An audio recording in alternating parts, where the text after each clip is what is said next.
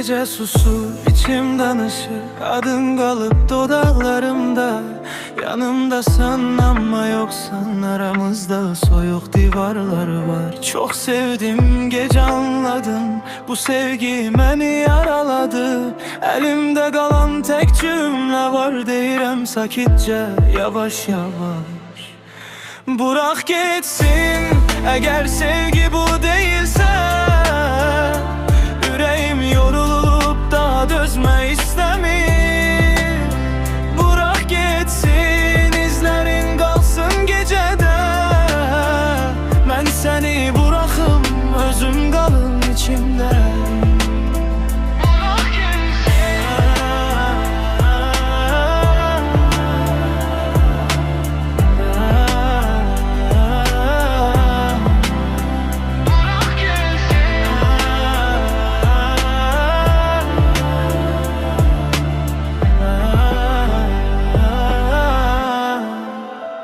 Eyni sözler, eyni yalan, değişen tek mən olmuşam. Sen kalmak dedin min defa, ama gitmeyi həmişə yolun olur. İndi qorxmuram itirməkdən, çünkü çoktan itirmişəm seni.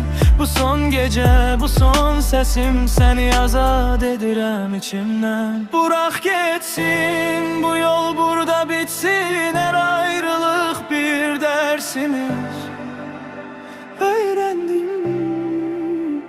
Bırak geçsin, kapını sakit bağla. Sevgi qaydarsa azad olanda gələ. Bıraktım seni, özüm kalmak için. Bırak geçsin.